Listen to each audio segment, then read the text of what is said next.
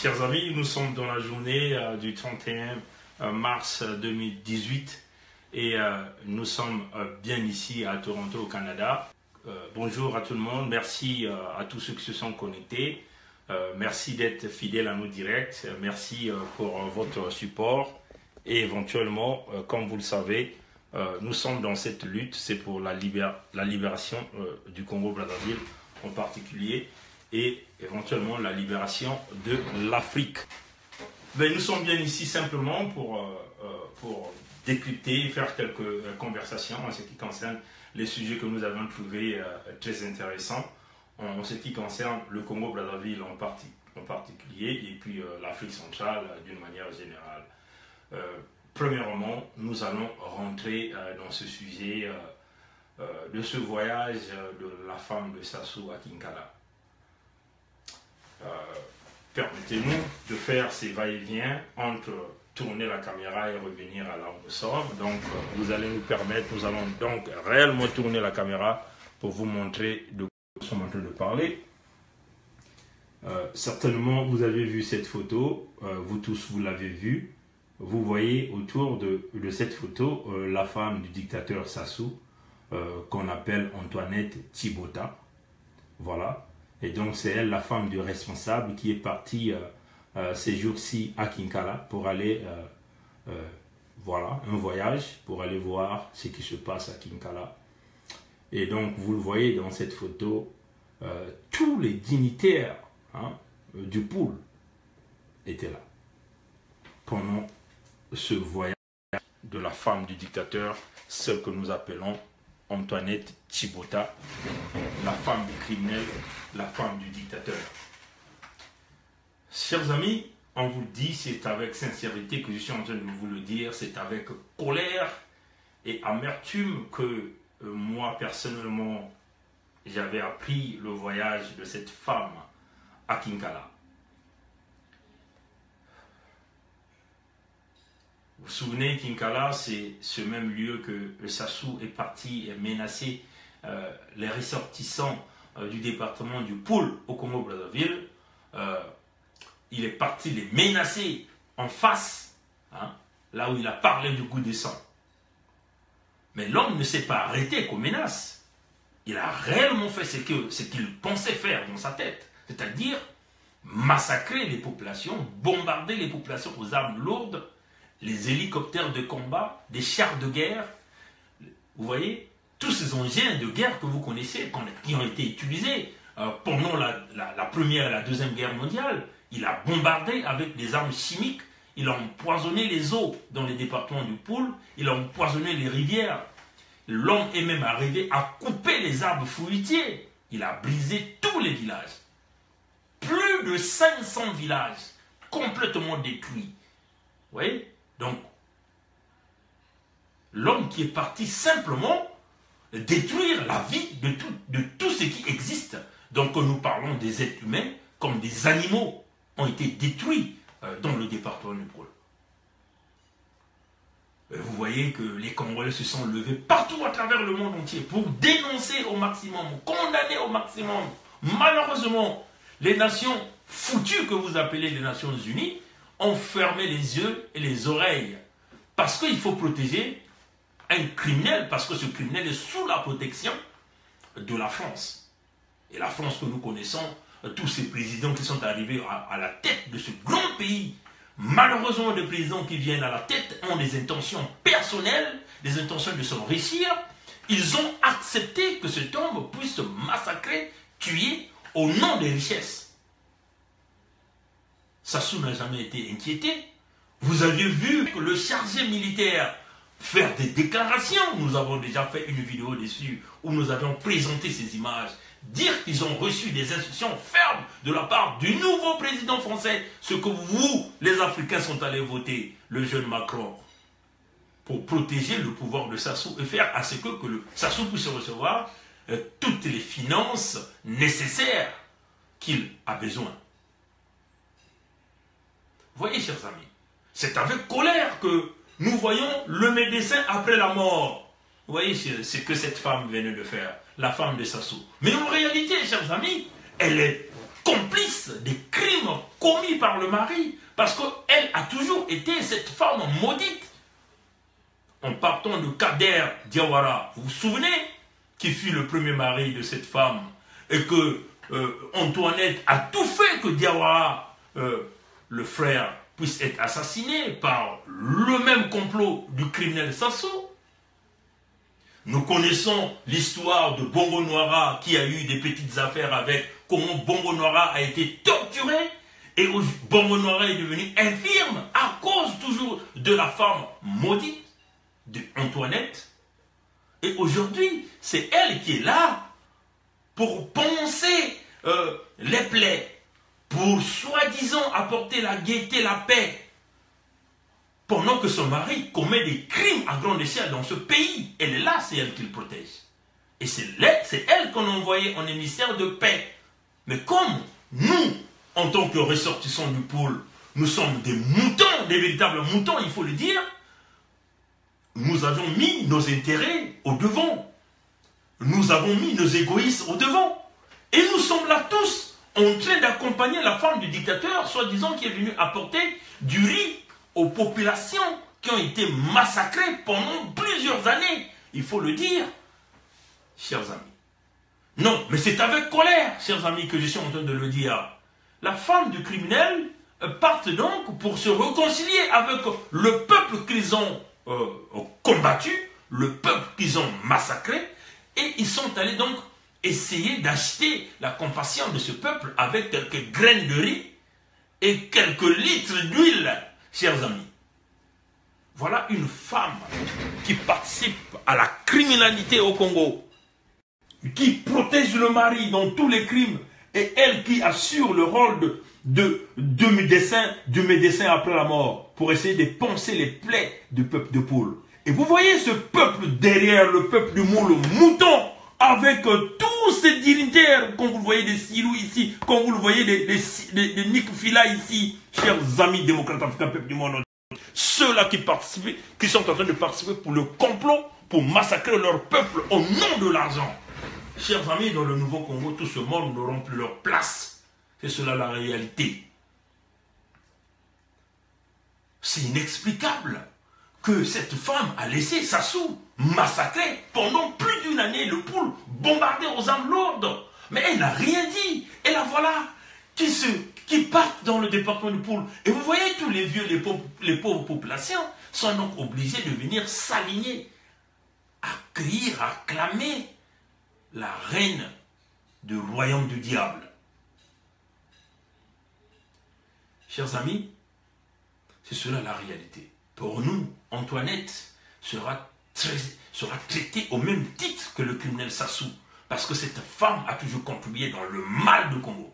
Prenons l'exemple aujourd'hui de l'hôpital Assissé, ou de toutes les morts qui existent au Congo. Au niveau de Pointe-Noire, toutes ces morts appartiennent à cette dame. Vous pensez que c'est une femme qui est de caractéristiques d'agneau, mais c'est une véritable loup que vous voyez, cette dame, chers amis. Ça représente le poison que nous avons dans le Congo. Et s'il faut traiter Sassou avec un ton dur, elle sera aussi traitée avec ce même ton dur. Parce que c'est cela la réalité. Voilà. Nous allons rapidement passer dans ce que nous avions appelé l'affaire ARCO, chers amis, démocrates africains, peuple du monde entier. Il est très certain que nombreux parmi vous ont déjà lu ce contenu de la gestion des aéroports au Congo avec l'affaire ARCO. Cette affaire ARCO, vous voyez, chers amis, où on vous parle quasiment, le Congo est en train d'aller se diriger vers la banqueroute même des aéroports, éventuellement des aéroports qui ont été donnés à la gestion des aéroports et attribués par ARCO. Mais qui est ARCO? Bon, simplement, ce sont des groupes d'intérêt dirigés, bien sûr, par Jean-Jacques Bouya, Denis Sassou Nguesso. En réalité, on utilise de l'argent du peuple congolais, les fonds du peuple congolais, on donne les étrangers, et ces étrangers viennent donc gérer cet argent. En même moment, ce sont des entreprises qui sont utilisées à blanchir de l'argent, à voler l'argent au niveau du Congo, éventuellement à faire échapper les capitaux du Congo. Et aujourd'hui, Ayarco revient avec des stratégies pour pouvoir diminuer les personnels, essayer de réduire et éventuellement nous faire croire qu'ils doivent bénéficier, comme vous le voyez, des crédits sur les impôts. Ils ont donc essayé de parler du fonctionnement des aéroports, le coût des engagements des aéroports comme l'aéroport de Lombo, l'aéroport de Pointe-Noire et puis l'aéroport Maya-Maya, vous voyez, chers amis. Mais en réalité, nous sommes partis donc faire nos investigations. Dans l'investigation que nous sommes partis, chers amis, comme on vous le dit, nous aimerons toujours parler avec la documentation à l'appui et nous nous sommes rendus compte que toutes les dépenses réalisées, c'est l'aéroport de Olombo et qui a carrément dépensé les 95% de toutes les dépenses. Donc vous voyez que la banqueroute de toutes ces entreprises-là sont dues réellement par le fonctionnement de l'aéroport d'Olombo. C'est-à-dire, Sassou prend de l'argent au trésor public et fait fonctionner un aéroport privé. Il faut le dire que Olombo n'est pas un aéroport international comme on veut nous les faire miroiter. Hein? On fait croire aux Congolais que c'est un aéroport international, mais cet aéroport-là sert à qui? Ça sert les intérêts de qui? Ça sert les intérêts d'une famille, les intérêts de Denis Sassou Nguesso. Donc vous voyez que les fonds du Congo sont utilisés dans la gestion privée. Hein, de la gestion privée. Et nous allons, donc chers amis, pendant que nous sommes en train de faire ce direct, nous allons vous présenter un certain nombre de documents prouvant tout ce que nous sommes en train de dire. Voilà. Donc, comme on vous le dit, chers amis, nous partons réellement chercher de la documentation par nos sources que nous avons. Et nos sources arrivent à nous fournir toutes les informations nécessaires. Autrefois, nous l'avons dit que nous sommes dans le système du baie vitré. Tout le monde voit tout le monde. Vous voyez, chers amis, tout le monde voit tout le monde. Comme vous le voyez, avant que Aéroco ne vienne à cette décision, vous avez vu qu'il y a eu une conférence aéronautique. Et dans cette conférence, comme vous le voyez, le thème c'était de l'Aéroco, c'était Aéroco du Congo, gestion des aéroports du Congo. Et dans le conseil, dans cette conférence, que nous pouvons appeler le conseil administratif, vous avez vu que le jour 1, vous avez vu que tous les détails de ce qui s'est passé sont là, la problématique, ce qui a été expliqué lors de ces réunions. Et éventuellement, nous avons le contenu de tout ce qui s'était dit pendant cette intervention. Et comme vous le voyez, par exemple, des arrangements de pools, on parle d'accords commerciaux pouvant porter à la capacité convenue, les conditions d'exploitation et le partage entre parties d'un ou de plusieurs éléments du trafic. Donc vous voyez, chers amis, dans cette réunion qui s'est passée, comme vous voyez que c'est un grand document que nous avons reçu, dont nous avons donc fignolé. Le document parle de plusieurs jours, donc là vous avez jour 2, et rapidement nous allons vous chercher le contenu de tous les autres jours, et vous allez donc voir, chers amis, que nous ici nous parlons avec preuve dans tout ce que nous avions expliqué de la gestion des aéroports au Congo. Dans le document officiel que nous avons reçu, que certaines parties nous ne pouvons pas dire parce qu'il y a des noms que nous allons garder confidentiels pour éviter que ces gens-là puissent être des victimes après, où on puisse les accuser de pouvoir nous transmettre la documentation. Mais en réalité, comme on vous l'a dit, chers amis, nous travaillons avec des gens qui sont très poussés, des gens qui sont très élevés dans le domaine de la sécurité, des services réellement qui ont compris que nous faisons un travail et nous sommes sincères dans ce que nous sommes en train de faire dans ce combat. Et donc, tous ces groupes qui pensent qu'il est nécessaire de nous donner des informations, voilà pourquoi on nous apporte toutes ces informations. Le document que nous avons reçu, c'est un document quasiment de 100 pages. Tous les contrats qui ont été signés par Aéroco, les individus impliqués, éventuellement, on nous détaille les pourcentages de chaque individu. Éventuellement, comme on le dit, celui qui est le cerveau de la mafia au Congo, c'est Denis Sassou Nguesso. Éventuellement, Jean-Jacques Bouya est qu'un figurant qu'on utilise pour aller signer, qu'on a donné ce titre de chef de travaux, mais en réalité, la main sale et noire derrière toute cette mafia économique demeure Denis Sassou Nguesso. Vous voyez, chers amis, donc, la gestion des aéroports, qu'est-ce qui se passe avec la gestion des aéroports? En réalité, les aéroports sont gérés par AERCO, qui est une filiale simplement de l'Oyocratie. Vous voyez, chers amis, on a mis quelques blancs à l'intérieur, parce qu'il faut le dire que ces blancs qu'on vous emmène chez eux, c'est des clochards, chez eux, c'est des gens qui manquent réellement de l'opposition. Ils ne peuvent pas occuper les fonctions qu'ils occupent chez eux. Mais on essaie de les amener chez nous pour qu'ils deviennent des cadres, soi-disant des cadres qu'on vous présente, des administrateurs, des gestionnaires dans tous nos biens. Voilà pourquoi l'affaire de l'aéroport, la gestion des aéroports, c'est comme un peu la gestion du port de Pointe-Noire qui a été donnée par Bolloré. C'est un peu comme toutes ces compagnies pétrolières là, qui sont tout autour de Total et Eni. Vous voyez, chers amis, que vous avez vu que les Nguesso ont mis leurs mains là-dessus. Donc, toutes ces compagnies de sous-traitance sont là pour les Nguesso. Donc, c'est une véritable mafia bien organisée depuis le sommet, éventuellement pilotée par Denis Sassou Nguesso et ses enfants et sa famille. Vous voyez, chers amis. Donc, les compagnies dont la gestion de l'aéroport sont affiliées à 100% avec Denis Sassou Nguesso. C'est cela. Dans les documents que nous avons reçus, le document il est clair. Et comment se fait la gestion? Comment on rend les comptes à Sassou Nguesso? Tout est expliqué dans le document. Éventuellement, tous ces blancs qui sont là, qui sont des simples figurants, mais en réalité, la gestion des aéroports est faite au niveau de Oyo. Voilà pourquoi, dans ce document, on nous parle même des statistiques, plus de 95% des dépenses que le Congo aujourd'hui est en train d'amasser, éventuellement des dettes que le Congo est en train d'amasser dans le fonctionnement de l'aéroport, parce qu'il faut le dire qu'en réalité, tous ces services de gestion, Aéroport n'est pas le propriétaire des pistes, parce que les pistes sont gérées par la SECNA. Hein, c'est la SECNA qui gère les technologies, vous voyez, chers amis, la construction, ainsi de suite. Et l'ANAC est juste comme une petite organisation.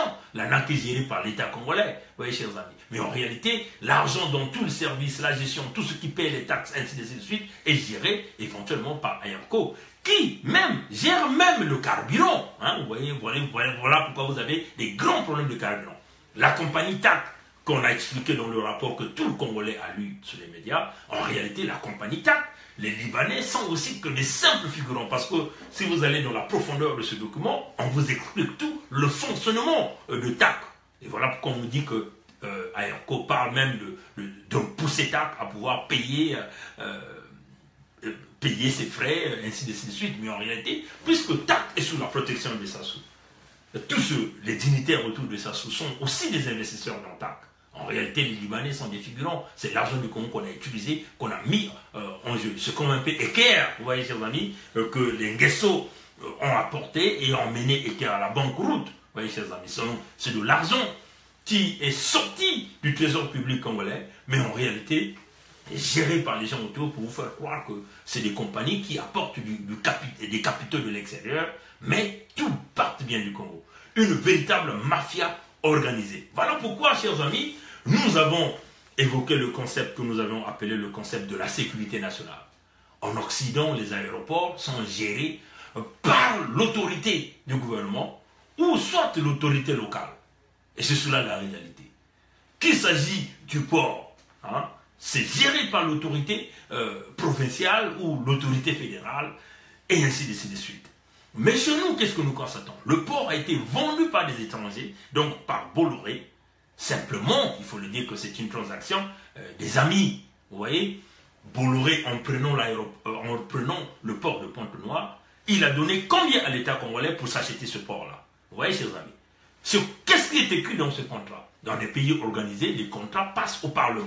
Vous avez des parlementaires qui rentrent dans le contenu du contrat et éventuellement, les populations ont le droit de savoir les contenus de ce contrat par la connexion qui leur lie entre eux et leurs représentants, donc leurs députés. Ils ont bien le droit de chercher à savoir. Et dans des pays sérieux, la plus grande partie est ce qu'on appelle pour des journalistes qui ont la connaissance, les journalistes ont le droit d'aller chercher donc l'information à la source. Parce que le règlement ou encore les lois leur permettent d'aller chercher cette information. Mais chez nous, ce n'est pas le cas. Tout est géré au niveau de Sassou. Vous voyez, chers amis, tout est géré au niveau de Sassou. Voilà pourquoi la première des choses que nous ferons quand nous allons arrêter ces gens-là, c'est de récupérer tout ce qu'ils utilisent pour la communication. De toutes les façons, on a déjà la duplication de toutes les communications qu'ils ont. Toutes leurs communications téléphoniques, toutes leurs communications email, nous avions quasiment des bases de données de toutes ces informations que nous sommes en train de décortiquer et de les classifier groupe par groupe. Et nous continuons à faire ce travail-là. Vous voyez, chers amis. Donc, la sécurité nationale que nous allons évoquer, dans des pays sérieux, les aéroports ne peuvent pas être donnés aux étrangers. C'est cela la réalité. Le port ne peut pas être donné aux étrangers. La gestion de l'électricité ne peut pas être donnée aux étrangers.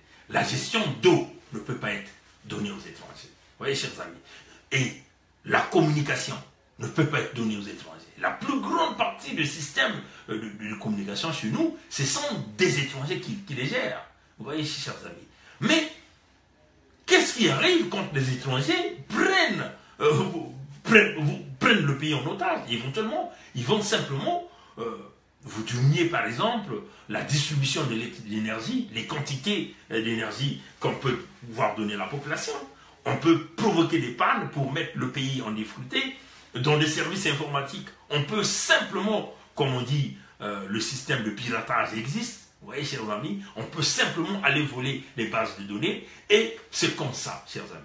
En ce qui concerne de l'eau, si les étrangers veulent simplement mettre vos populations dans un état de santé dégradable, il suffit simplement qu'on puisse empoisonner de l'eau. Vous voyez, chers amis. Ou si on veut injecter des maladies incurables au sein de vos populations, vous voyez qu'on est simplement obligé d'aller toucher l'eau que les populations vont utiliser et éventuellement ça va affecter la plus grande partie de nos citoyens.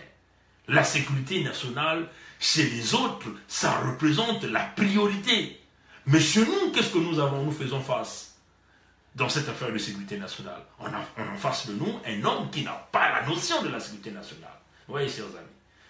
La sécurité nationale, c'est aussi la gestion de l'économie. Pour éviter que le pays rentre en banqueroute. La sécurité nationale, c'est de savoir comment fonctionne votre économie. Comment générer de la richesse. Comment faire que votre pays soit un pays compétitif. Un pays qu'on peut respecter sur le plan de vue international. Chez nous, nous faisons face à ce que nous avions appelé un chronique paresseux national. Un chronique paresseux national. Qui, son rôle est simplement de briser tout ce que les autres ont laissé comme bien pour le peuple congolais. Les exemples, on peut les citer. Il y en a plein. Vous voyez, chers amis. Des compagnies, Sotesco, Impreco, Mansumba. Vous voyez, c'est des compagnies qui n'existent plus, fermées par Sassou. OCC, OCV, RNTP, c'est des compagnies que Sassou a fermées. L'Office national des postes et télécommunications, c'est des compagnies que Sassou a fermées. L'AMAB, c'est des compagnies que Sassou a fermées. Vous voyez, chers amis. Donc, le chronique paresseux national, son rôle, c'est la destruction du bien qui peut pouvoir donner du travail aux Congolais. C'est la destruction de toutes les écoles que les autres ont laissées, parce que lui, il n'a jamais rien construit de durable au Congo. Vous voyez, chers amis. Le chronique paresseux national, son rôle, c'est de briser tout le système éducatif. La preuve en est que nous sommes partis sur... il y a des jours que nous venons de parler de cette affaire des bourses d'étudiants. Plus de 5000 étudiants à l'étranger qui manquent de bourses pendant plusieurs mois. C'est simplement de la criminalité parce qu'on prend des enfants des gens, on les envoie dans la gueule de loup. Vous voyez, chers amis. Ceux qui sont au Cuba, vous ne pouvez pas faire le transfert d'argent par MoneyGram, ni par Western Union. Les étudiants qui sont en Union soviétique, vous connaissez les conditions climatiques en Union soviétique. Vous voyez, chers amis, les étudiants qui sont aussi dans les autres pays africains et qui ont de la difficulté à vivre et éventuellement à payer leur loyer, même à payer leur assurance de santé. Vous voyez, chers amis. Donc, tout cela fait partie d'un gouvernement, des hommes irresponsables qui n'arrivent pas à retourner l'ascenseur. Parce qu'il faut le dire que, chers amis, tous ces gens-là ont eu à étudier, soit en Europe, ou en Afrique, ou même au pays, avec de la bourse congolaise, payée par l'État congolais. Sassou lui-même, il a été logé, nourri à Léni, à Dolisie, par les mamans de Dolisie. Et plusieurs témoignages le disent, que Sassou a été nourri, parce qu'il était le fils d'un pauvre pêcheur. Il faut le dire, que Sassou, son père était un pêcheur, sa maman est une paysanne. Oui, chers amis. Mais il a survécu avec la bourse congolaise, avec l'argent de l'État congolais, mais que lui, aujourd'hui, il arrive au sommet, il se met simplement à détruire la vie et l'avenir de tous ces jeunes au Congo. Aujourd'hui, plusieurs étudiants congolais sont en train de pleurer partout à travers le monde entier. Ils n'ont aucun passeport valide et éventuellement pas d'argent pour pouvoir survivre.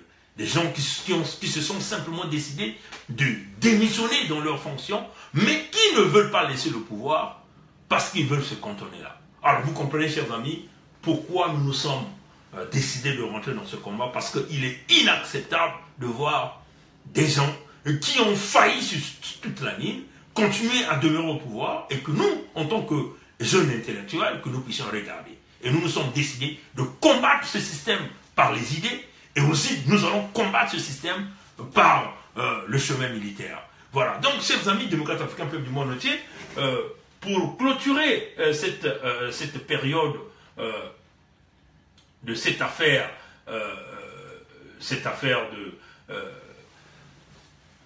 de la sécurité nationale, comme vous le dites, chers amis, nous, ici, nous vous aimerons toujours vous présenter quelques photos, comme ça, ou quelques images, comme ça, vous allez regarder. Vous vous souvenez de ce genre d'images, chers amis, où là, vous voyez qui? Mais vous voyez qui? Le colonel Sassou Nguesso, en train d'inaugurer, vous voyez, chers amis, une fontaine d'eau au niveau de Brazzaville. Vous voyez, chers amis. Et ça, c'est déjà depuis des années 80, chers amis. Mais jusqu'à ce jour, chers amis, l'homme continue à ouvrir, à inaugurer des robinets d'eau, des robinets qui ne font couler aucune goutte d'eau, hein, chers amis. Donc, c'est une façon ici de vous dire, chers amis, que nous faisons affaire à une bande des incompétents, des gens qui n'ont aucune vision pour le pays, des gens qui ne peuvent inspirer aucun avenir pour tous ces jeunes du Congo, Brazzaville, et même de l'Afrique. Aujourd'hui, Sassou ne représente pas seulement le danger, pas seulement pour le Congo, mais c'est le danger de Sassou, que Sassou représente, c'est aussi sur toute la sous-région. Donc vous voyez que, chers amis, en vous présentant cette photo de ce même temps, à l'époque, colonel, toujours en train d'inaugurer les robinets d'eau, les fontaines d'eau, mais vous avez, chers amis, jusqu'à ce jour, il continue d'inaugurer des robinets d'eau, mais qui, finalement, ne font couler aucune goutte d'eau, chers amis, comme vous le voyez dans cette photo. Vous fait miroiter l'homme qui continue d'inaugurer, et il a passé toute sa vie comme ça, à déposer des premières pierres, soi-disant de construction des écoles, mais en réalité, nous connaissons les conditions des écoles au Congo, et il a passé tout son temps à déposer des premières pierres, comme d'ailleurs son fils est en train de le faire. Il a déposé encore une pierre à Oyo, soi-disant pour construire un grand centre scientifique d'études de haut niveau avec la coopération marocaine. Mais comme vous le voyez, c'est des choses qui ne verront jamais le jour. Démocrates africains, peuple du monde entier, il est question de vous dire que nous n'avons pas droit à l'erreur. Partout où nous sommes, vous qui êtes jeunes garçons, jeunes filles, vous qui êtes originaires du Congo-Brazzaville, nous n'avons pas le choix, c'est de combattre ces gens-là. C'est de les combattre, parce qu'ils ne seront jamais là pour apporter l'avenir que ce peuple est en train de chercher. Ils ne seront jamais là pour pouvoir aider ce peuple. La preuve en est qu'ils sont en train de gérer, même les morts, parce qu'il faut le dire que c'est devenu ce que les Anglais appellent, c'est du business. Vous voyez, chers amis, plus qu'il y a des morts, plus que ça leur fait de l'argent. Alors ça, c'est pas normal. Et voilà pourquoi ils font exprès de ne pas construire les hôpitaux, des véritables hôpitaux. Quand nous voulons parler d'un hôpital, nous voulons ici parler de la construction de type d'hôpital de référence, comme celui de Niamey, qu'on a conçu par les Chinois avec quasiment 45 milliards de francs CFA. avec 14 blocs opératoires, dont 2 blocs opératoires pour les urgences. Vous voyez, chers amis, avec des salles d'imaginerie où on est capable de faire tous les examens au détail et convenablement soigner les populations. Vous voyez, chers amis. Mais quand vous voyez le petit dispensaire qu'ils ont construit à Oyo, qu'ils ont appelé l'hôpital général d'Oyo, qu'ils ont dépensé plus de 180 milliards de francs CFA, donc quasiment plus de 3 fois les sommes que les Nigérians ont dépensées. Vous voyez, chers amis. Et aujourd'hui, l'hôpital de Oyo, en réalité, ne représente qu'un monument. Qu'est-ce que l'homme a fait? Le sous-sol de l'hôpital de Oyo, qu'est-ce qu'il a fait? C'est devenu une zone où il cache des armes, il cache des munitions. C'est devenu comme un petit camp militaire à cet hôpital de Oyo, où les médecins cubains ont tous déserté parce que manque de paiement. Alors, chers amis, le Congo va très mal. Et le Congo a vraiment besoin de ses enfants pour continuer à lutter et éventuellement à sauver ce pays. Mais qui sont ces enfants du Congo qui vont se lever pour aller libérer ce pays? C'est toi et moi. Toi qui es en train de me voir aujourd'hui. Toi qui es au pays, qui est assis, qui pense que l'aide reviendra de l'extérieur. Toi qui penses qu'il faut que les Américains viennent nous aider. Il faut que les Français viennent nous aider. Chers amis, ceux-là qui pensent de cette façon attendront longtemps. Parce qu'il faut le dire, pour la France, Sassou demeure leur joker. Parce que la France... Pour la France, Sassou leur donne le pétrole qu'ils veulent, Sassou leur donne les minéraux qu'ils veulent.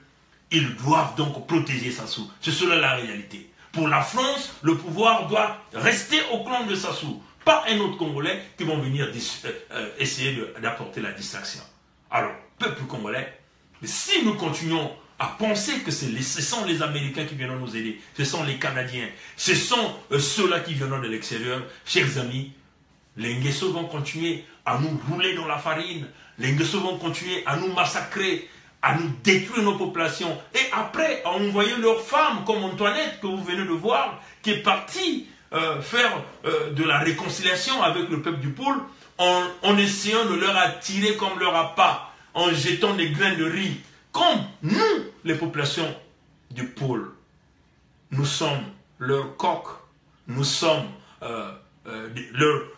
les poussins, et donc nous viendrons simplement croquer ces petits grains de riz, croquer ou boire ces petits litres d'huile qu'ils ont apportés, et éventuellement nous allons oublier tous nos morts, tous nos enfants qui sont restés pendant plusieurs années dans les forêts.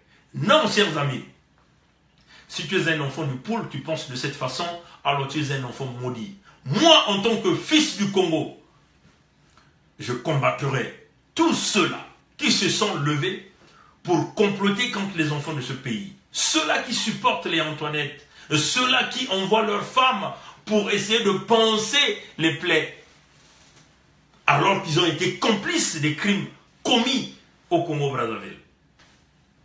Et je demande fermement à tous les enfants du pôle de se lever comme un et de condamner forcément leurs leaders et qui sont en train d'accompagner Sassou dans ses plans de destruction massive. Je demande à tous les enfants du pôle et tous les enfants du Congo de s'associer aux enfants du pôle, que tous nous puissions nous lever à combattre les reptiliens de la mauvaise espèce, ceux-là qui tuent les peuples, et à la fin ils nous apportent du riz, à la fin ils nous apportent du poisson salé, à la fin il nous apporte de l'huile pour nous amadouer. Personnellement, moi, Bernard Pongui, fils du Congo-Brazzaville, je condamnerai tout ce monde-là. Et je vais les combattre, chers amis. Je vais combattre tout ce monde. Voilà. Donc, chers amis, levons-nous. Le peuple du Congo, ceux qui sont au Congo, sont comme dans une prison. Le Congo est une prison à ciel ouvert. Nous avons tous suivi ce bon coup joué par notre frère Marcus Kissa sur le journal des auditeurs de Stéphanie Ackman sur Radio France et sur Africa numéro 1. Il y a plusieurs jeunes étudiants congolais. Et moi, ce qui nous a beaucoup intéressé, c'est le jeune étudiant qui est aussi partenaire du jeune Apanga, qui a été torturé, qui aujourd'hui présente des grands problèmes de santé. et qui s'est réfugié simplement dans un autre pays africain, il a dit que nous avions fait des demandes de grève. Malheureusement, il y a une grande partie des étudiants qui n'ont pas pu venir avec nous supporter dans cette direction. Parce qu'ils ont simplement peur de s'engager. Mais chers amis, on vous dit, la prise de conscience, c'est une chose. Mais les actions, c'est aussi une autre chose. Il faut forcément que nous puissions arriver à surmonter la peur pour s'engager et à libérer le Congo. Nous savons que l'homme s'est amassé des armes pour massacrer le peuple. Mes chers amis, Sassou n'est pas plus malin que tous nos cerveaux à nous. Nous avions aussi nos stratégies à nous. Nous ne pouvons pas accepter que dans ce pays, le Congo, Sassou soit le plus intelligent que tout un chacun de nous. Pour continuer à nous rouler dans la farine, pour continuer à nous traîner, pour continuer à nous emmener, acclamer sa femme qui apporte de riz aux victimes, alors que ce sont eux les bourreaux. Sassou n'est pas plus malin que tout un chacun de nous. Alors, nous commençons par dire à la diaspora de revenir au bon sens. Ce matin, nous avions vu un scénario au niveau de Paris où vous avez eu quelques fractions dans des petites salles. Et quand nous entendons ces fractions dans des petites salles, nous allons citer des noms. Hein. Vous allez nous excuser parce que c'est comme ça que nous fonctionnons. Nous ne fonctionnons pas comme des gens qui viennent poignarder au dos. Nous, si nous voulons vous poignarder, on va vous poignarder en face. On vous le dit en face. Et on va vous poignarder en face. Prenons le petit groupe que nous avons vu aujourd'hui entre Wabari,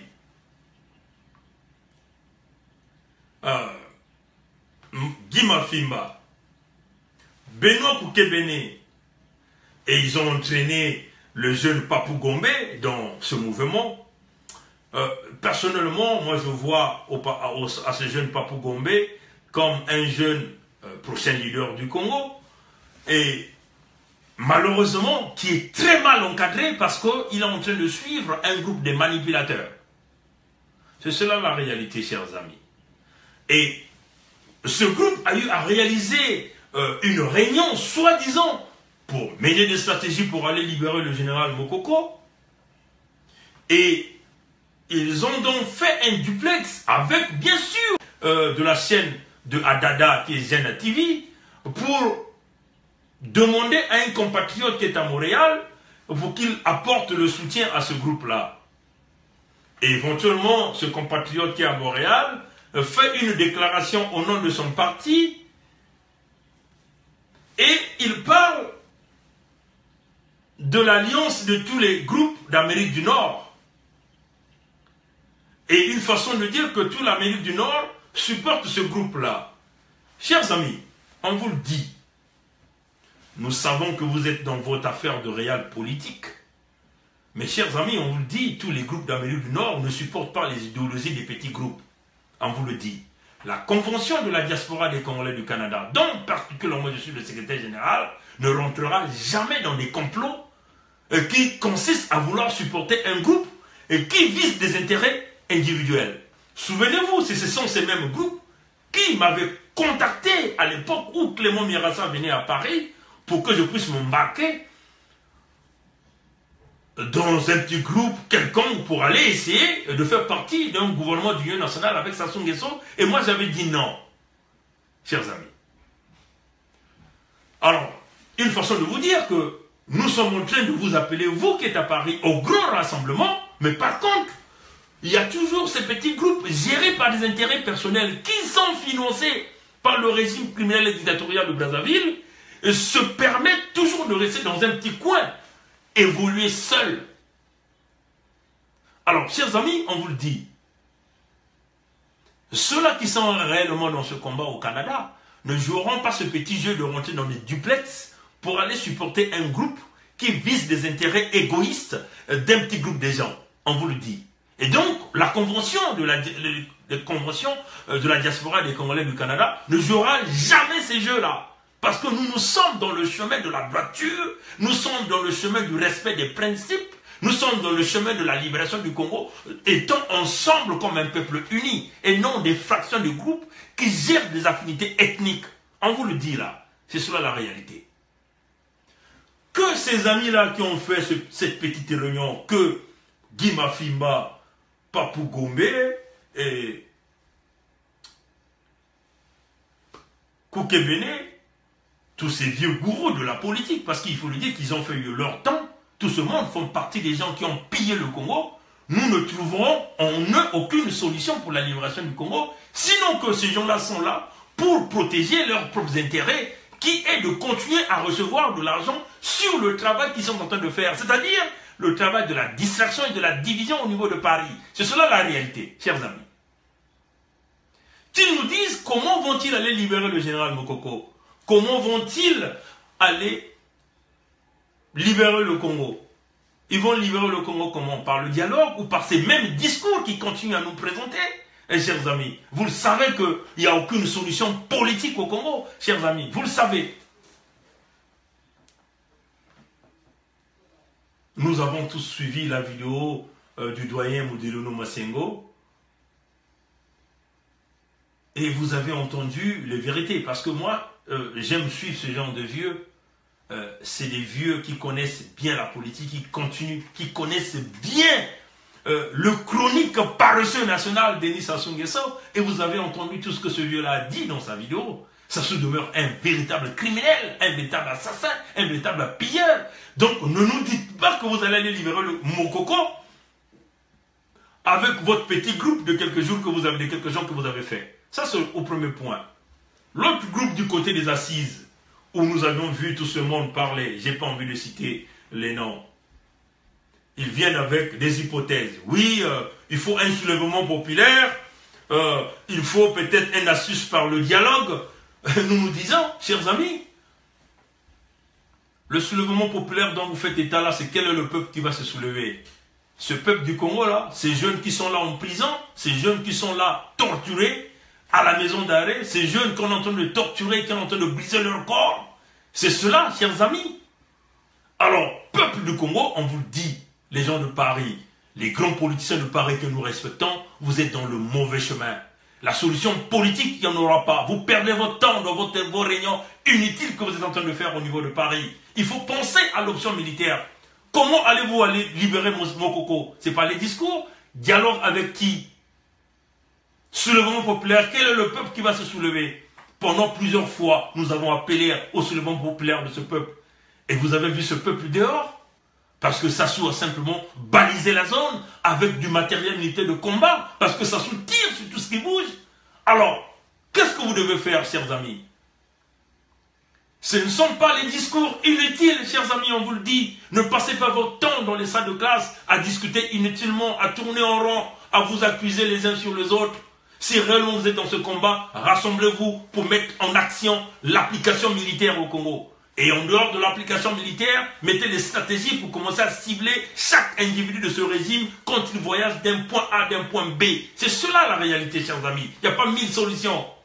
Tant que vous vous arrêtez au niveau de la chair et qui vous permet de vous retenir parce que vous ne comptez que sur l'argent et sur le bien matériel, chers amis, le Congo n'avancera pas. Alors nous demandons aux amis de Paris de bouger, de bouger, de bouger, de bouger dans le sens positif, c'est-à-dire les déclarations inutiles, les réunions, vous savez, que ce soit les assises, que ce soit le petit groupe tenu par M. Ouabari et tout son groupe, les Mafimba, ce ne sont pas les discours qui vont apporter la solution sur les histoires du Congo. Vous travaillez sur une option militaire où vous mettez en place des équipes d'élite qui vont commencer à s'attaquer à ces individus personnellement à l'intérieur du Congo ou à l'extérieur du Congo. C'est cela, chers amis. Parce que si vous vous arrêtez qu'au niveau de vos discours, ça ne vous apportera rien. Pour Sassou, le chien aboie, la caravane passe. Pour faire changer Sassou, il faut lui emmener la force. C'est-à-dire, vous attaquez à sa famille, vous attaquez à ses enfants, vous attaquez à ses militaires. Et c'est comme ça que les choses vont commencer à bouger. Alors si vous passez votre temps, que chacun tire du côté de sa ficelle, dans son petit groupe, comme nous avons vu ce scénario-là ce matin au niveau de Paris, où vous avez d'un côté un groupe mené par les assises, de l'autre côté vous avez les Wabari, les Mafimba, toujours dans cette logique de conservation du pouvoir, mais en réalité ils ne sont pas dans le véritable combat. Alors chers amis, la solution de ce pays ne viendra pas. Et nous, en ce moment-là, nous serons responsables de la vie de tous ces jeunes qui sont en train de pleurer au Congo. Nous serons responsables de l'hécatombe du part de ce pays, de toute cette jeunesse au pays. Alors pour éviter, pour arriver à l'hécatombe, nous devons nous élever au niveau de l'esprit, c'est-à-dire enlever le côté pitié qui nous retienne, le côté famille, le côté bien matériel, parce que parmi vous, il y a de ceux qui reçoivent les miettes de ces systèmes, donc ils sont donc obligés de protéger ce système. Alors il faut que nous élevons à un niveau plus haut. Le service secret, on va vous le dire, chers amis. Le rôle des services secrets, c'est quoi le rôle des services secrets? Le rôle des services secrets, c'est simplement protéger les intérêts d'un pays. En Occident, il y a d'abord, chaque État a ses propres services secrets qui protègent les intérêts de ce pays. Et après, il y a une collaboration qui se fait entre les services secrets de tous les autres pays. Mais l'Occident a compris. Les services secrets travaillent pour les intérêts. S'il s'agit des services secrets français, ils travaillent pour les intérêts de la France. C'est-à-dire faire que la France puisse avoir tous les contrats. Coopter tous ceux-là qui sont propriétaires des matières premières. Fusiller ou massacrer ceux-là qui résistent. C'est comme ça que l'Occident fonctionne toujours. Et personne ne va vous le dire. Et c'est cela qui est la réalité. C'est comme ça que l'Occident fonctionne. On élimine ceux-là qui résistent, soit par des poisons ou par des attaques. Et c'est cela que l'Occident a toujours fonctionné. Pourquoi vous, Africains, Congolais, vous ne pensez que vous n'avez pas de cerveau pour réfléchir de cette façon? Les services secrets n'ont pas de cœur. Le plus important des services secrets, c'est l'intérêt national. Et nous aussi, revêtons-nous de cet intérêt national pour protéger le Congo contre tous les brigands, contre tous ceux-là qui n'ont pas de valeur, tous ceux-là qui brisent les valeurs de la République, ceux-là qui ne respectent pas les lois de la République. C'est cela, chers amis, la réalité.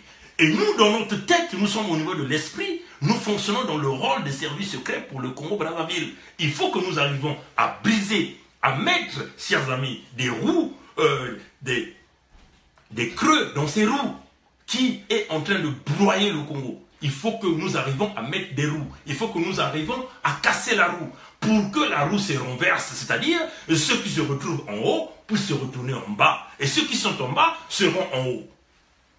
Pour le faire, vous n'avez pas besoin de vous retrouver dans une salle de classe, discuter entre vous, parce que vous êtes en train d'attendre une enveloppe de quelque part. C'est juste la motivation et la détermination. Alors, chers amis, mettons-nous réellement au travail. Les amis de Paris, en plus, c'est encore une honte que vous faites parce que vous êtes incapables de vous rassembler. Vous êtes incapables de vous rassembler. C'est cela la réalité. C'est cela la réalité. Rassemblez-vous. Le rassemblement dont fait allusion au vieux Mbiki de Nani Telamio, c'est le rassemblement de tous les Congolais. Ces Congolais-là qui pensent réellement à la libération de leur pays. Ces Congolais-là qui pensent réellement que nous pouvons être ensemble pour libérer le Congo. Ce ne sont pas des égaux. Ceux-là qui restent à l'étape de la chair, ceux-là qui pensent que le pouvoir doit demeurer au nord, sont dans une mauvaise problématique. Chers amis, on vous le dit, continuons à lutter pour la libération du Congo. Voilà. Donc c'était ça, chers amis, le direct d'aujourd'hui. Rapidement, en conclusion. Je vais résumer simplement en conclusion ce que nous avons parlé. Nous avons parlé de la visite de Antoinette Sassou Tshibota à Kinkala. En réalité, elle a joué le rôle du médecin après la mort. Elle a participé au complot, à la destruction des populations du pôle. Voilà qu'elle se ramène auprès de ces populations avec un peu du riz, avec un peu de poisson salé, pour aller panser la plaie de son mari, pour aller protéger son mari. Avec éventuellement tous les dignitaires du pôle qui sont là derrière pour acclamer. Nous condamnons cela. Et nous combattons Antoinette Sassou Nguesso, même si elle est une femme, mais nous allons la combattre parce qu'elle est en train de participer à la criminalité, elle protège le mari. Nous allons la combattre, nous allons la traîner en justice, nous allons la punir dans cette prison que nous avons parlé, ce grand trou avec des serpents, elle passera par là aussi. Il n'y aura pas de pitié parce que nous avons dit le principe de la tolérance zéro, nous ne l'accepterons pas. Nous avions reçu un document au grand complet dans cette affaire AERCO, un document quasiment de plus de 100 pages où on nous explique toute la mafia, où on nous explique la gestion de toutes ces compagnies et qui reçoit quoi. Et nous avons dit que cette documentation vient droit de Oyo. On n'a pas voulu montrer la plus grande partie parce qu'il y a beaucoup de noms qui sont à l'intérieur. Nous n'avons pas voulu que ces noms-là puissent être vus pour qu'on ne puisse pas les accuser de quoi que ce soit. Donc, on vous le dit, une grande mafia, AERCO, n'est que la conséquence des chefs de travaux Jean-Jacques Bouya. En réalité, Jean-Jacques Bouya, c'est Sassou, c'est Denis Chrysel, ce sont les enfants de Sassou. De la même façon qu'ils sont en train de gérer les aéroports, le port, avec toutes ces compagnies autour. C'est de la même façon qu'ils sont en train de gérer le pétrole congolais, avec toutes ces petites compagnies autour, des compagnies satellites autour de Total et Eni. Voilà. Et puis, nous avons parlé donc de cette diaspora que nous appelons là au rassemblement, cette diaspora de Paris qui passe leur temps et qui veut nous faire croire qu'ils vont libérer Mokoko. Mes chers amis, on vous le dit, peut-être dans la tête de Mokoko, il n'a même plus envie d'être président. Parce que Mokoko a tellement fait confiance à ce peuple et ce même peuple l'a abandonné. Parce que pour Mokoko, il croyait que si on l'arrêtait, le peuple se soulevait. Malheureusement, ce peuple ne soulève pas parce que Sassou a mis l'armement pour simplement la répression, pour massacrer le peuple. Et personnellement, j'en doute fort que si Mokoko sort de prison, Mokoko a vraiment envie de gouverner le Congo. Donc, ce petit groupe qui se forme autour de Paris, en utilisant le nom de général Mokoko comme un fonds de commerce, alors on vous dit simplement que vous êtes dans la mauvaise route. Et éventuellement, ces mêmes groupes essaient de coopter ce petit groupe du Canada que vous connaissez, ce petit groupe qui a déjà côtoyé les enfants Nguesso, et pour essayer de donner la crédibilité, pour dire qu'ils ont le soutien de tous les groupes d'Amérique du Nord. Mais en tout cas, si vous avez le soutien du groupe de l'Amérique du Nord par la Convention de la diaspora des Congolais du Canada, parce que la Convention de la diaspora des Congolais du Canada ne va jamais être dans des petits groupes pour comploter ou chercher des intérêts personnels. Nous avons un objectif, c'est d'arriver à arrêter Sassou. Nous voulons avoir Sassou vivant ou mort. C'est ça l'objectif, chers amis. Nous ne sommes pas là à protéger les intérêts des uns et des autres ou à chercher un leadership. Ce que nous voulons, Sassou tombe, on brise le noyau du PCT et ceux qui iront prendre le pouvoir et gérer le Congo auront et pourront le faire. C'est ça l'objectif. Et nous ne sommes pas là en train de supporter des petits groupes qui visent des intérêts personnels. Vous voyez, chers amis. Donc c'est cela, chers amis, démocrates africains, peuple du monde entier. Rapidement, nous allons regarder s'il y a quelques questions. Et puis, nous allons clôturer ce direct. Ok, bon. Voilà. Je t'adore. Bon, écoute, monsieur Nyoka, on continue à occuper le terrain. On l'a toujours dit, Dieu nous a donné la bouche. Nous n'avons que la bouche. Et venir avec les arguments, le présenter aux jeunes Congolais, aux jeunes Africains, pour qu'ils comprennent que, chers amis, on vous le dit, Sassou est sur le terrain tous les jours. Il est sur le terrain national et sur le terrain international en utilisant l'argent du Congo pour corrompre. L'homme utilise même des pratiques magiques pour se cantonner au pouvoir. Et nous utilisons quelque chose qui est le plus sacré que Dieu nous a donné tous gratuitement. Ceux-là qui ont la capacité de parler, de pouvoir utiliser, de pouvoir aller lire, venir avec des arguments et le donner au peuple congolais, le donner au peuple, aux jeunes africains. Éventuellement, essayer d'éveiller les consciences. Et ce que nous demandons, oui, vous avez des consciences éveillées, mais il faut passer à l'action. Tant que vous ne passerez pas à l'action, vous vous arrêtez au niveau de l'éveil des consciences et au niveau de la peur, rien ne va se produire. La vie commence à changer quand l'homme commence à prendre des actions. Et éventuellement, c'est ce que nous sommes en train de faire. C'est à des risques et périls de notre vie. Mes chers amis, la mort est le chemin de tout un chacun de nous. Nous sommes déjà arrivés à l'étape de l'esprit. On n'a plus peur de mourir. au nom de la libération du Congo. Voilà. Merci mon frère Patrick Nyoka pour ce petit commentaire. On va essayer de regarder. On va regarder. Bon, en tout cas, nous ne voyons pas assez des questions, sinon que juste des remerciements et des félicitations. Mais en tout cas, nous tenons simplement à dire merci à tous ceux-là qui ont suivi ce direct. Hein. Merci pour votre temps que vous passez à suivre nos directs. Nous tenons à dire merci à Maître Sylvain Goma-Senda. Merci d'avoir suivi ce direct. Merci à Gervais Birangui. Merci à Georgette Ngunga. Merci d'avoir suivi. Merci à Gervais Simplice Balonga. Merci d'avoir suivi le direct de ce soir. Merci à Jides Wilin Tikapongi. Merci d'avoir suivi ce direct. Et nous allons continuer à dire merci. Merci à Atiko Henrietta Reno. Merci d'avoir suivi ce direct. Merci à Flavie Louya. Merci d'avoir suivi ce direct. Merci à Eloge Amédée Baloula. Merci de votre temps. Merci à Blaise Titembo. Merci à M. Wabari. En tout cas, M. Wabari, je suis très ravi que vous avez pris votre temps à suivre ce direct. Mais on vous le dit, M. Wabari, nous sommes une autre jeunesse remplie des ambitions qui est la plus grande ambition dans notre vision, nous, la jeunesse, c'est la libération du Congo. Mais nous ne voyons pas des calculs personnels et des calculs individuels dans cette libération. Et nous sommes aussi une génération qui vous diront la vérité en face, que vous, certainement que vous n'avez jamais vu ce type de génération. Et notre caractère, c'est de vous dire la vérité, et on vous dira toujours que vous soyez dans le bon droit ou dans le mauvais chemin, on va vous le dire. Et on vous le dit, M. Wabari, la libération de notre pays, le Congo, ne va pas s'arrêter à l'IDC FOCAR, Alliance Jean-Marie Michel Mokoko. Ça ne va pas s'arrêter là. Parce que cette idéologie de IDC FOCAR, Jean-Marie Michel Mokoko a échoué sur tous les plans. La preuve en est qu'au Congo, vous n'existez quasiment plus. Sinon que des petites déclarations signées par Mme Mounari. Et nous ne sommes plus dans cette vision politique de se cantonner dans un petit bloc.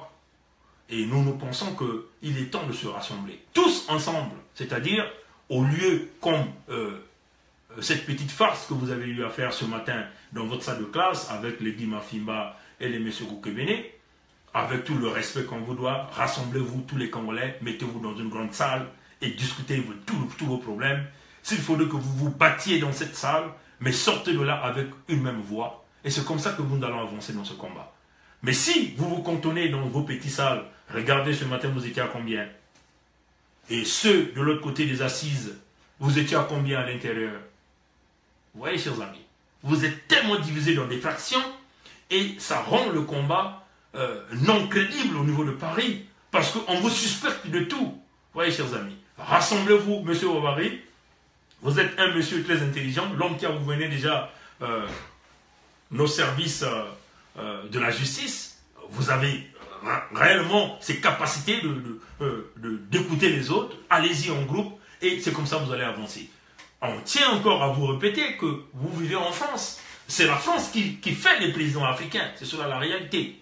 Alors, plus que vous vous divisez, plus qu'on va vous trouver que vous n'êtes pas crédible. En moins que vous nous dites que vous êtes payé par le système pour que vous continuez à vous diviser, pour que vous continuez à maintenir ce cap. Alors, M. Wabari, on vous le dit, rassemblez-vous, c'est cela la réalité. Tant que vous n'allez pas vous rassembler, vous qui êtes à Paris, pas seulement M. Wabari, et tous les autres groupes, les Boukadia et tout ce monde, en tout cas, vous aurez toujours des paroles très fortes de notre part.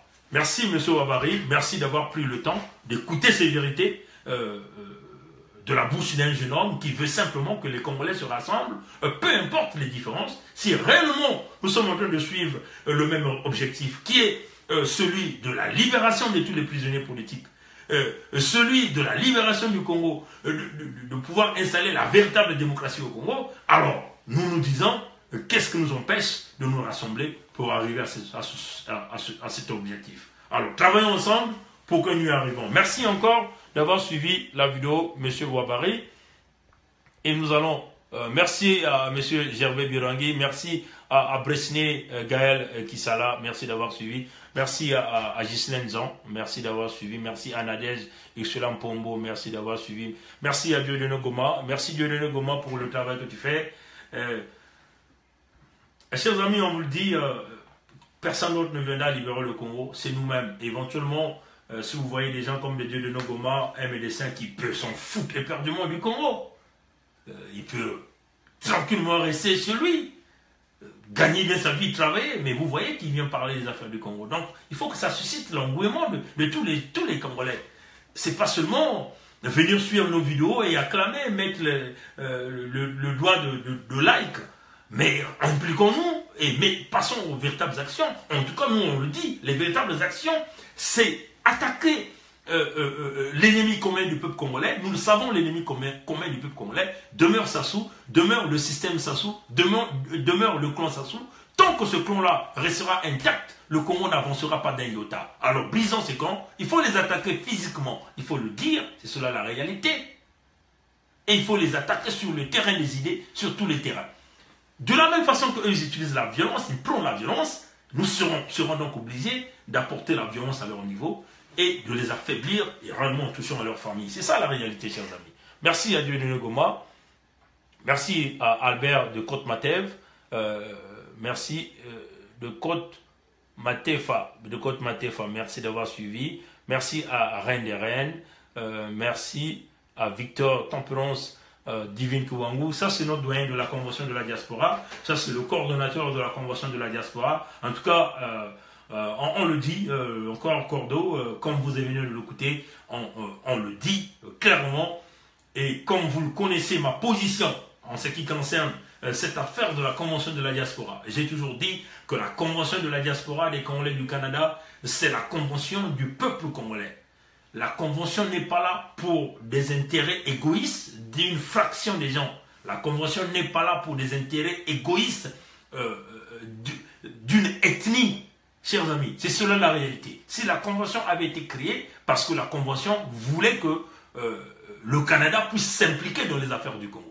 Et c'est cela que nous avons vu que la réaction du Canada a été une forte réaction quand nous avons vu le ministre des Affaires étrangères, le prince Stéphane Dion, n'avait jamais reconnu le pouvoir illégitime et illégal de Denis Sassou Nguesso. Donc c'est cela la réalité. Voilà pourquoi nous demeurons dans cette cape. Et si jamais la Convention veut changer de trajectoire, alors là, vous ne verrez plus Bernard Pongui dans cette Convention parce que Bernard Pongui ne travaille pas pour des gens qui visent à des intérêts personnels. Bernard Pongui veut que le Congo se libère réellement. Parce qu'il faut le dire, nous avons envie d'aller transmettre ce que nous avons à nos jeunes qui sont au Congo, mais pas avec des voyous. Voilà, donc c'est ça. Merci monsieur Victor Tempérance, doyen de la Convention, coordonnateur de la Convention. Merci. Merci à Tsakala Mirae. Merci à Serge Roger Odiki Eyenga. Merci d'avoir suivi. Merci à Jacob Paulin. Merci à Chardin Gaël, merci d'avoir suivi. Et merci à Norba de Paris. Norma, merci, parce qu'il faut le dire que Norba de Paris pouvait s'en foutre carrément de ce combat, s'occuper de son boulot. C'est un artiste complet, vous voyez. Mais il s'est lancé réellement pour la libération du Congo, pas en comparaison avec les autres artistes, ceux qui se disent les sapologues, créateurs de la sapologie. En réalité, il faut le dire que ce sont seulement des abrutis, des profiteurs, des gens qui veulent aller bouffer au nom du peuple congolais. Et vous voyez que des artistes, des véritables artistes, c'est comme les Norba de Paris, que comme les Tiken Diafa Koli, c'est comme les Alpha Blondy, ceux-là qui ont compris que, attention, nous pouvons parler par notre culture pour libérer nos États et réellement de l'esclavagisme, du pillage et de la dictature. Mais pas des sapologues, ceux-là qui se disent des sapologues, mais en réalité, c'est des vauriens. Tout ce qui compte pour eux, c'est des petites miettes qui vont prendre à Brazzaville. Et en réalité, le peuple congolais ne compte pas. Donc, merci à Norma pour le travail que tu fais. Merci à Bertie Mbemba. Merci Bertie Mbemba, parce que Bertie Mbemba nous suit beaucoup dans ce que nous faisons. Merci à Ulrich Brud Ngouma.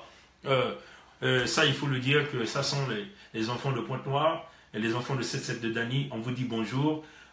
Organisez-vous, jeunes de Pointe-Noire.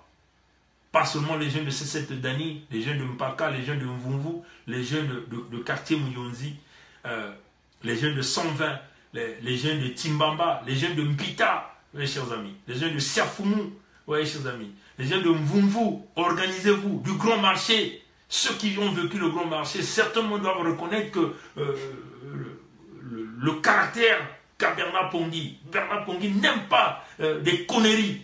Hein. Les enfants là, ils le savent. Regroupez-vous, organisez-vous nuitamment pour mener des stratégies. Comment vous allez faire pour déstabiliser la ville de Pointe-Noire? Il faut le dire que le soutien de Sassou, c'est Pointe-Noire. Pointe-Noire, en Lombo, Sassou tombe dans les secondes qui suivent. Aucun tonker ne s'accoste à Ndieno, Sassou tombe dans les secondes qui suivent. Parce que le cravate qui est à Milan ou à l'immeuble ou aux immeubles de la Défense à Paris, celui qui attend son bonus de fin d'année à cause du pétrole pillé du Congo ne reçoit pas le cargaison qui va être pompé. Il va être emmerdé, il sera obligé de dire non à Sassou. Donc, les enfants de Pointe-Noire, organisez-vous, organisez-vous. On vous le dit, jeunes de Pointe-Noire, n'ayez pas peur, organisez-vous, engagez-vous, passez aux actions, déstabilisez, identifiez tous ces membres de ce régime criminel et dictatorial, ceux-là qui tuent, ceux-là qui ont torturé Augustin Kalakala, ceux-là qui ont torturé le jeune Apanga et tous les autres, chers amis. Parce que cela est inacceptable. On ne peut pas accepter ça. Le Congo est devenu un pays où la torture est devenue une loi. Un pays où la torture est devenue un instrument de propagande. Il faut le dire. Il faut que cela change. Pour que ça change, on doit briser Sassou. C'est ça la réalité. Voilà. Merci à Ulrich Goma. Merci d'avoir suivi. Merci à Serge Otto Mwanga Ngumba. Merci d'avoir suivi. Merci à Cristiano Mankou, merci à Marc Mapingou, merci Doyen. En tout cas, Doyen Mapingou, comme on venait de le dire, à M. Wabari tout à l'heure, Doyen, nous comptons sur vos expériences pour essayer de rassembler les Congolais. Parce que ça, c'est très important, Doyen. Le rassemblement des Congolais. Des petites fractions ne donnent pas la crédibilité. Et c'est ce qu'on nous a toujours dit ici en Amérique du Nord. Quand nous allons voir tous ces grands-là qui gèrent l'Amérique du Nord, on nous dit, rassemblez-vous. Au moment où vous vous rassemblez, les secondes qui suivent, Sassou va être lâché diplomatiquement. Et vous connaissez, quand vous êtes lâché diplomatiquement, ce qui va arriver, c'est quoi? C'est l'hécatombe du régime. Donc, rassemblons-nous. Merci Marc Mapingo, merci d'avoir suivi la vidéo, le direct. Merci à Patrick Nyoka, merci à Patrick, pour le travail que tu fais. Merci à Oleg Fabrice Kisala, qui est là, excusez-moi. Merci à Donald Nguma de Mangoubi. Merci Donald, en tout cas. Donald, en tout cas, on vous le dit, hein, Donald, hein, il faut conscientiser les jeunes de niveau de Paris. Il faut que nous passions aux véritables actions. C'est cela la réalité. La conscience, on l'a fait. On est arrivé à l'étape de la conscience. Ajoutons à cela des actions. Il faut cibler. Merci Donald pour le travail que tu fais. Voilà, donc merci. Sassou Nguesso dégage. Celui-là ne s'est pas identifié, ça doit être un groupe. Merci à Eloge Amédée Baloula, merci d'avoir suivi. Voilà, mais je crois que ces noms-là, j'ai déjà cité. En tout cas, que Dieu nous garde, Dieu nous protège. L'homme à la coiffe du diable va tomber. Merci, au revoir.